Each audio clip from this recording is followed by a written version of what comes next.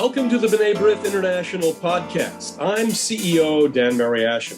Thanks for spending some time with us today.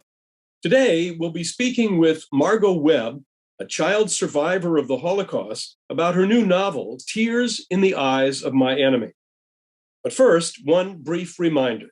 Check out our video interview series, Conversations with B'nai B'rith, on Facebook and YouTube. You'll find discussions with historians, diplomats, Middle East experts, even an astronaut and an NFL player, and iconic DJ Cousin Brucey.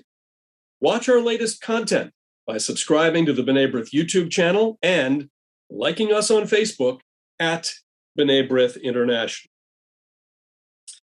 Well, when Margot Webb was born in Halle, Germany, the country was a few years away from coming under the control of the Nazi Party. She was unable to lead a normal child's life, constantly aware of the Nazis, witnessing the tragedies of the Holocaust, and losing most of her family in concentration camps. Fortunately, Margot was able to immigrate to the United States.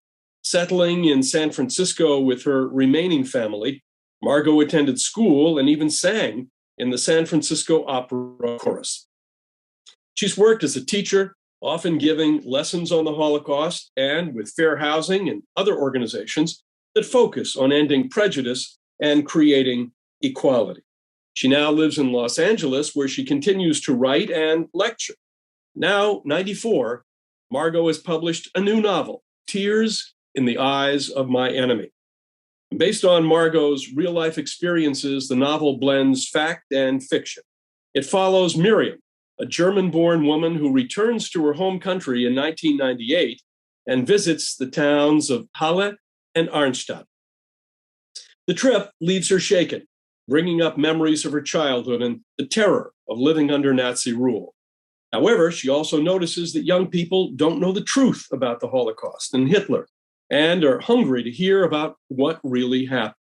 She decides to return to Germany and spends years giving lectures, directing plays, and forming a close relationship with the young people of the community. Well, I'll be speaking with Margot today about Tears in the Eyes of My Enemy and the importance of continuing to remember and educate on the Holocaust. Margot, thank you for being with us today. It's a pleasure. Well, this book is based on your own experiences being born in Germany, witnessing the rise of the Nazis and the Holocaust, and escaping from the country. So the question really is, why did you decide to write and publish this novel? And was it something that you had planned to do for a long time? Actually, I was visiting a family that was living in London. They had escaped to London during the Holocaust. They were people from my hometown of Halle. And there was an older cousin. She said, look, you were so close to Germany now. Let's go back and see what it was like. After all, she said, that's our fatherland. And when she said the word fatherland, I definitely didn't want to go. I was too reminiscent of Nazi talk. But she said, well, Margot, I've already bought the tickets, so you have to come. So off we went to Halle. And that wasn't so difficult because no one was alive any longer. I never felt really happy in Halle, even though I was born there. My happiness came from the small town, Arnstadt. So my emotions weren't out of control in Halle.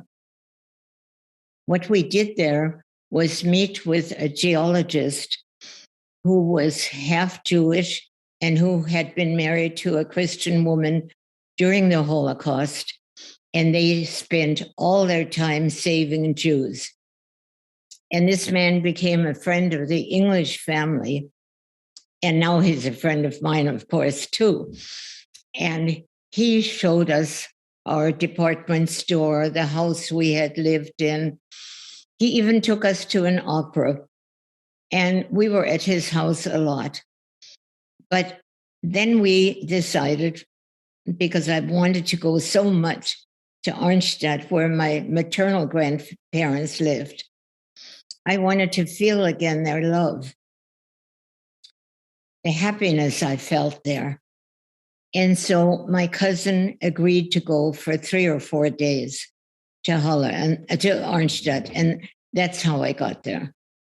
When the main character of your novel, Miriam, returns to Germany, she is immediately confronted with memories.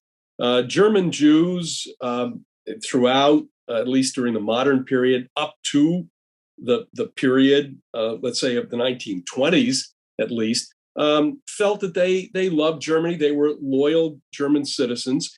For example, your uncle lost his life fighting for Germany in World War I. So with that, what are your memories of childhood in Halle that stand out in your mind? And talk to us about growing up in the late 1920s and the 1930s. We lived my parents and grandparents and great-grandparents had been quite wealthy. So we lived in a huge house. We had upstairs maids and downstairs maids. We had gardeners.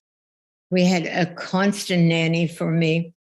We had a wonderful fat cook that I used to try to run to hide from all the autocratic way I was brought up. And when I went to school in Halle, I went to a French school, which is now a music school. And you can hear the students playing Beethoven concertos already. It's a wonderful school. And so that was the school I went to. But when we moved, because Hitler took our house, took our stores, took our apartment buildings, took everything. When we moved to Arnstadt, my maternal grandparents lived there, and life was completely different. My grandfather was a dealer in Arabian horses, so it was more provincial, a small town, maybe 75,000 people. And they lived in a house that had been built 500 years before. And it was a huge house because it had been lodging for traders 500 years ago. They would take their horses into stables that were there and sleep there for the night. Well, my grandparents made it into a beautiful home. And so that's where we stayed. But the Germans, whether they were Nazis or not Nazis, wanted a painting that was in front of the house to stay. It was a painting of Saint Christopher carrying baby Jesus on his back. And that had to stay. It rose from the street all the way to the 4th story and a little bit toward the attic. So it was a big, big painting. And I always felt it was a little odd. Here I am, a Jewish girl with this saint supposedly protecting me, only he somehow failed. I went to school in Arnstadt with girls that I had met before because I used to go there for vacations to my grandparents. And I loved that school too. It was a small school, but very academic. It was called a gymnasium. And the children who could go to a gymnasium were what we call gifted children nowadays. The others went to trade schools from 3rd grade on. So that school suited us all very well. However, on the second day that we moved into my grandparents' place, I went to school and I stood on the playground and waited for the teacher to call us. There was one girl who had been a good friend of mine, and she said, "So, how long are you going to stay this time?" And I said, I don't know, maybe forever. Oh, she said, God forbid. And then she turned to somebody else and said, don't forget, we have the Hitler Youth tonight. And I said, what's that? And she said, it's a group of girls who do good things for our Führer, Hitler. And I said, well, can't I come? And she said, of course not. You're a Jew. No. And she walked away. And she had been a friend of mine before. So I went home quite sad. But nonetheless, I continued to play with the children that I had known before until about a year after we lived there, the principal called me into his office. And I thought, why are you calling me? I've been a good girl. I haven't done anything, got good grades, I studied. What does he want? And he said, Margot, you're such a good girl that I'm putting you on vacation. I said, I don't want to go on a vacation. I love school. He said, well, I'm telling you, you're going on vacation and you're going on vacation forever. We cannot have Jews in our school. I couldn't believe it. And I said, well, I have my books here and everything. Oh, he said, don't worry about that. We've already put all your stuff out on the street. Just go. And I picked everything up. It was snowing. It was cold. And my best friend, who had lived across the street from us, had run out, sneaked out of the school without a coat on and a thin little dress to tell me that one day this will be over and I'll always love you. And with that, I picked up my books, my coat, my skis. We used to ski to school and went home. And my mother and grandmother were standing out in front. And of course, I was crying. And they told me that every Jewish child in Germany was asked to leave the school that day. That was the beginning of my extreme sadness and fear. Well, tell us briefly from that point, what happened and about the story of how you and your family were able to leave Germany. What unfolded after that clearly traumatic encounter with Nazi ideology and anti-Semitism? Well, what happened after that was that I was an only child and I was alone. I was alone. I started playing with dolls and made them into people. I lived imaginary life. My grandmother was a wonderful storyteller, and she kept me occupied. And then we hired a Jewish teacher who was very mean to me, and he thought he was teaching me, but I'd already learned all that stuff in the gymnasium. And I complained about it, and my grandmother sat in on a lesson and saw that I was right, and she fired him. And my grandmother became my teacher, and that was wonderful. But every so often, the girl who had been my best friend, her name was Rosa Marie, she would sneak over from her house and come to my house, and we'd play.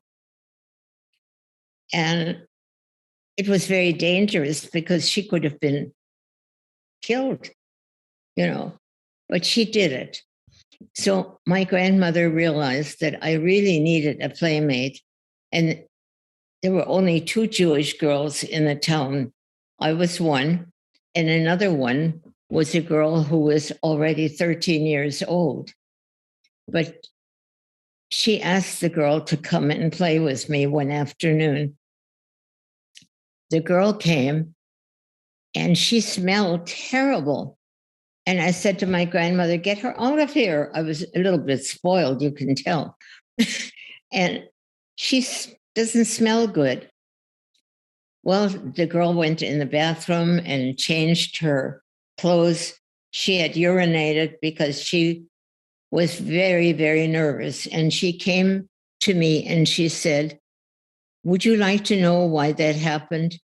They took my father 2 nights ago, put him in a concentration camp, and I don't know if they're torturing him or if he's already dead. And I worry about my father. I can't think of anything else. And I wet my pants. Does that matter? Does that really matter? Or are you too young to understand that?" And that was a real wake up call for me. She, of course, didn't want to play with me anymore, and that was okay. But everything got worse and worse. I saw one morning as the other children were going to school, I saw my previous math teacher, now their math teacher, on his way to school. And a group of SS men came and told him, "Look, you two, run in a circle, get some exercise before you go meet your Christian class." And he made this man run in a circle, run in a circle. And he finally said, "I can't do anymore. I'm not athletic. I can't do anymore." And they said, "Keep on, or we'll beat you to keep you going." He ran for over an hour and he finally collapsed. And when he collapsed, he had a heart attack and he died. What at that point, what were your parents saying, and what were they doing about how to react to all of this? Well, my father was constantly in Berlin or somewhere trying to get us a visa. He was negotiating. He was seldom there. My mother was courageous, but she didn't know what to do with me because I was so emotionally upset. So what I liked to do was spend time with the cook. She would let me taste coffee or talk to me in a normal tone until one morning I went there and she wasn't there. And I asked my mother what happened to the cook. Well, Hitler said Jews can no longer have Christian servants. So everybody's gone. The cooks, the gardeners, the cleaners, everybody was gone. So it's just your grandmother, your mother, your grandfather, and on the occasions that your father is here. So in a way, I was kind of pleased because I thought, now I'm going to learn to cook, or I'll learn to do dishes, or I can be helpful.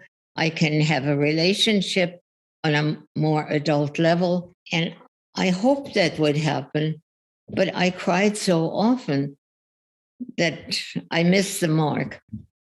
And one night there was a knock on the door, and all the curtains were drawn in all the rooms, and in walked a husband and wife and a boy, and they were all dressed in 3 or 4 different coats. I mean, one on top of the other. My grandfather had arranged that these people could spend a night in our house because they were walking to Switzerland and they had all their possessions with them. And the boy was about my age. And I was so happy to talk to him. I thought we can surely keep them here. But no, he understood the reality that he had to leave with his parents or they would be killed. Was your father ultimately able to get that visa? They were Yes. virtually difficult to get a hold of. It was very difficult, but my father came from such a wealthy family that the name alone got him the visa. And the visa was to where? From which embassy was he able to get that? From the U.S.? Yes. And at that point, what happened with the family? He got the visa, and the idea was to, I gather, just bring all of your belongings together and leave as soon as you could. But walk us through that. He got a visa just for himself. So he had to go because he had the opportunity and try to find a job, something he had never done before. Find a job, find a place for us to live. And we found out that my grandmother had a brother who lived in California.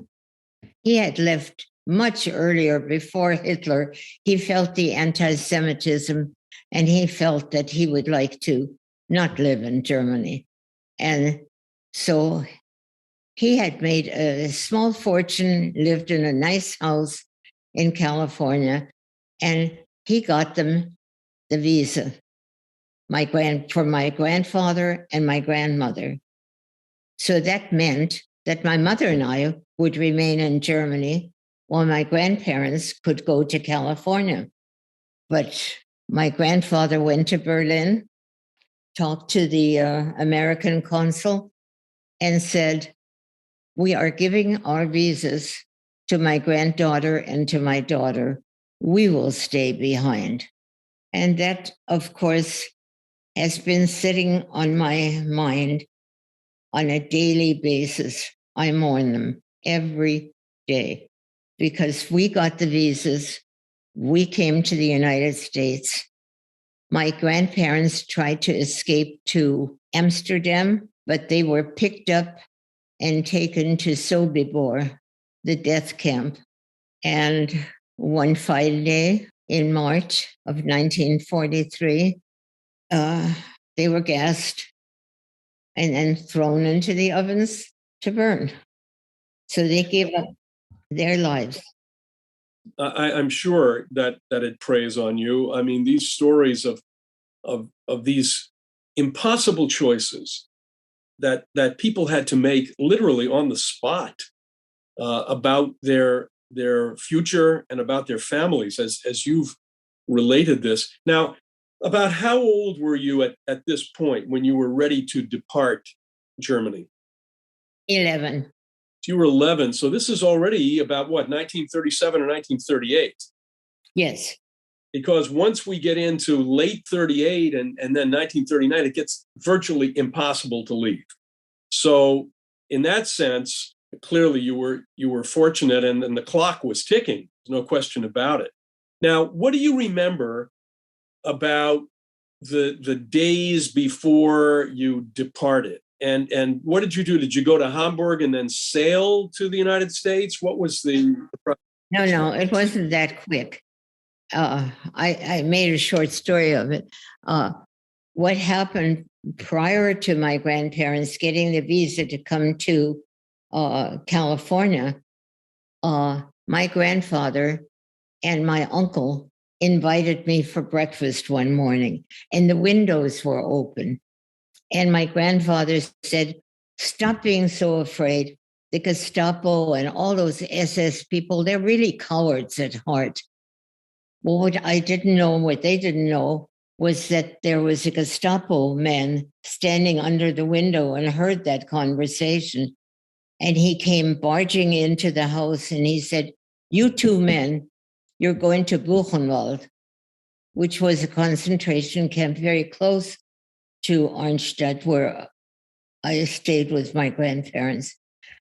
And they were taken that day to Buchenwald. And they stayed there for a month. But again, they had the money to buy their way out, but not before they were tortured, not before they were beaten, not before I didn't see the bloody back of my grandfather where he'd been whipped. And then shortly after Buchenwald, we were given the visa, but the council in Berlin, the American council, said that we had to get a health certificate that my mother and I were healthy. Well, my mother was, but I had bad tonsils. And they said I had to have those tonsils out. So we went back to Arnstadt, couldn't find a doctor. All the Jewish doctors were gone. the Christian doctors didn't want to do it. And finally, one Christian doctor said, "Oh, I don't mind doing it. I kind of enjoy doing that." And so I was taken into the hospital. I had to sit in front of the doctor. The nurse stood behind, and he said, "I have anesthetic for the first tonsil, but not for the second one. So you're just going to have to learn to be quiet." And with that, he stuck his instrument in, took out the first tonsil, and he said, "I need a little break. And you can think about how it'll feel with the second tonsil, because I have nothing to help you." And of course, I was scared to death. And he came back. He sat on a little low stool, and my leg just went up, and he fell off the stool. And he said, "You're trying to hurt me? Now I'll show you what pain is." And he began to take out that tonsil by snipping little pieces of flesh. I couldn't scream because I was drowning in my own blood. Until finally the nurse said, "Look, she's going to die if we don't help her now." So they stopped and took it out. So after that, from that point to the point where you departed, where you left Germany, how long was that period? There was still one more incident where the SS came to every house in every Jewish home and took the jewels. They said, "Here, my grandmother gave all her jewels that she had, my mother did." And I said, "I have a little necklace." It was a coral necklace. And the SS officer said, "My, that's so nice of you, but it's not worth much. You can keep that." Is there anything you really like? And I said, "You're so nice to me. I'd like to show you my horse." And he said, "I'd love to see it." And we went out to the stalls, and my little horse was there. It was not a very healthy horse. I think it was given to me in desperation for me to have something to play with. And the SS officer said, "That's a very nice horse, and I'm going to do something nice for it." He took out a gun and he shot it in front of me. Well, so after that, how were you able to travel out? What was the first stop outside Arnstadt, Halle, in order to go west to the United States? We left from Arnstadt in a train, which was to take us to Hamburg. And my grandparents took us to the train, and I was put into the train with my mother. And I saw the size of the window was just about big enough for me to jump out back onto the platform. And of course, there was hysteria.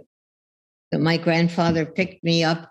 The train was already moving, and he shoved me back in the train. He almost lost his life by having to jump off a moving train. But we got to Hamburg, and then the ship was waiting for us in Bremerhaven. That was the port. And as soon as we got there, an SS person went up to my mother and said, "We understand that you're a spy. Your name is Ilse Levine, right?" And she said, "Yes, I'm not a spy." He said, "You come with us in the custom house and we'll see if you're a spy or not." Well, they searched her and they didn't find anything. So another SS officer said, "These Jews are very clever. We don't know if her daughter has this stuff. Let's search her." And so they let my mother go. They put me into this search room. They ripped my coat into a million pieces that my grandmother had made for me. And two of them raped me. And they couldn't find anything. And so they let me go. And I fell down. And I decided I was not going to tell my mother. I was not. They had kept secrets from me throughout these years of Nazism. And I wasn't going to hurt her anymore. I didn't know what was happening. I didn't know that was a sexual thing. I was really an innocent. I thought it was a punishment. And so I never, ever told her. I boarded the ship with my mother, and all of a sudden I saw a late passenger come running toward the gangplank in a hurry because she was the last one on board, in a red coat and a little red hat, and the SS killed her, shot her. That was the spy. They did get the spy, and it was that last passenger. Wow. So you sailed from Hamburg to New York From Bremerhaven, yes. and then made your way to California by train? Yes. My father met us in New York, and we went by train, and he had settled in a little town called Erie in Pennsylvania, and that's where we lived for a long time until we were able to go to California. Where you had your uncle? Was it your uncle who was living there? Yes. Well, tell me something.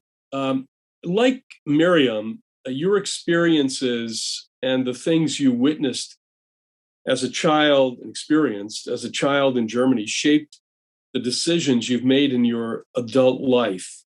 So, how did your experiences influence you as an adult? Came here as a child, but clearly those experiences, as one would expect, were so indelibly marked on you. So how did all of that affect your life as an adult? Uh, it's a big question.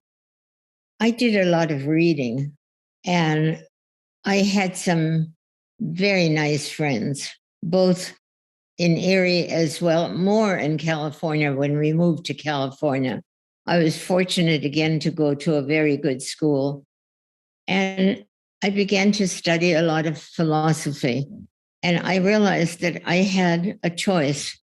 I had a choice of being like many of the German Jews are, to be bitter, to be autocratic, to complain all the time. German Jews my age don't like me very much. I have too good a time when I'm having a good time. And I cry easily. I'm sad, I would say 60% of every day. But during the 40% that I'm not sad, I have a good time. I try to do good deeds. I try to work against prejudice. That's my biggest thing, is to have people understand that we're people. It doesn't matter what religion, what color, whatever, what position we have in life, whether we're multimillionaire or poor. And so I've worked, as you pointed out, I worked with fair housing. I worked tutoring. I worked with sick people, visiting them, reading to them. And I finally got my degree as a psychologist. And although I was a teacher, I eventually ended up with groups of disturbed children and tried to make their lives a little better. And now you don't know where to begin where help is needed. That's how I see life, that I'm here to help. Well, you spent many years teaching and have lectured on the Holocaust. What made you decide to write a novel rather than a nonfiction book or strictly a memoir? I have written a strictly honest book. That was my first one. And then that was more for children who are between the ages of 12 to 16. Then I wrote another book because when I married a man from India. And I moved to India with him because I felt the Indians were so peaceful, so quiet, and I needed that. So I lived in India for quite a while. Wherever you have been, whether it's in California or in India, you've had an opportunity clearly to talk about the Holocaust. Now, here at B'nai B'rith, we emphasize the importance of and push for more Holocaust education, because with the passing of survivors, the story that you've told us today, this first person recounting of these indignities and this punishment and this discrimination, this violence before your eyes, it as we move further away from the Holocaust, and we've seen studies. There was an important study last year, survey by the Claims Conference, which showed that of the Generation Z, young people, millennials, they can't name a concentration camp. They don't know how many millions of people were killed by the Nazis. And believe it or not, even 11% in that survey felt that the Jews themselves had brought the Holocaust upon the Jewish people. So I know. How have you dealt with that issue, particularly with young people over the years? Now, I did not want to give you the idea that Tears in the Eyes of My Enemy is a novel. It's a memoir, except for one scene. Everything is true in there. So I had to call it a memoir because I couldn't leave that scene out. And so everything is what really happened. I went back to Germany as a visitor with my cousin. She wanted me to see the fatherland, and I met a minister, and the minister said, I want you to give a speech in our church. I said, my German isn't good enough. I sound like a little girl. He said, that's okay. And my cousin invited him and his wife to dinner in the hotel. It was a Friday night. The minister came with his wife, and we had a wonderful dinner set up. And he said, just a moment. And he brought a challah, a minister bringing a challah. He had, when he found out he was invited to the hotel to eat with us, he had taken a train to a nearby city where there was a kosher store and had bought the challah. And when we sat down, of course, I was crying as usual. He said, please, everybody stand up.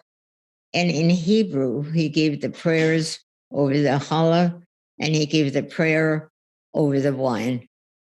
Do you feel that the book will be instructive for young people as well as other readers? Definitely, because a great part of it has to do with young girls and who are, I'd say 14 to 16, and what they discussed and how they behaved during a play. And then I had a monument made for my grandparents, and it was put in a Jewish cemetery. And on the monument are their names and 2 stars of David. And in the middle of it, it says Hineni. And on the back of it, it says in German, why? Why? And a teacher came from Arnstadt with her class.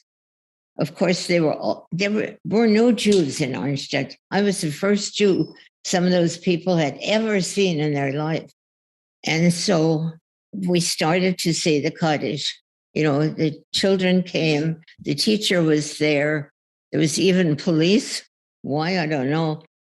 But I started to say the Kaddish, and I always felt I had a funny accent or I didn't sound right. And all of a sudden, I hear a whole bunch of people behind me saying the Kaddish with me. Who do you think that was? It was the children in the class. Wow. Christian children saying the Kaddish. Wow. So that's in my book. And yes, children will like that. That's I can see where they would relate to it. So let me close with one question that I hope you can tell us about. What is the next chapter for you? Is there another book? Are there more lectures? What's ahead? What's ahead is that I hope to go with Rabbi Mark Blazer to Germany at the end of this year, and that we will visit various synagogues, and I hope churches too, so we can tell them. And again, schools. I had gone to many, many schools in Germany and told the classes, what I'd been through. And I expect to do this again because the kids, they want to hear it. They want to hear the truth. And in between my trips to Germany, and I came back to the United States, I talked in schools in America, telling them the stories I had learned in Germany and vice versa. So it's a double teaching. The Germans hear what the Americans think, and the Americans hear what the Germans think. Well, I don't think there'll ever be, and there cannot be an end to that. In other words, No. there always will need to be, because we have new generations, and there will always be the need to educate and tell this story. And really, I wish you well in all of the activity that you'll be engaged in the future, because this story shall not and cannot fade through the passage of time. So we certainly wish you the best in that going forward. Thank you very much. And I wish you the best in your work. Thank you. Thank you. Well, the book is Tears in the Eyes of My Enemy by Margot Webb, and is available wherever you purchase books. We really appreciate your joining us and speaking about your book and the experiences that inspired it, and the importance of keeping the memory of the Holocaust in the public consciousness. If you're looking for more of our diverse content, visit our website, b'nai-b'rith.org, to listen to all of our conversations, podcasts, and live interviews. And thanks to Margot Webb for joining me. And as always, thank you for listening. If you like what you hear, hit the subscribe button on Apple Podcasts, Spotify, or wherever you listen. For my guest, Margot Webb and B'nai B'rith, I'm your host, Dan Mariaschin. Talk to you again soon.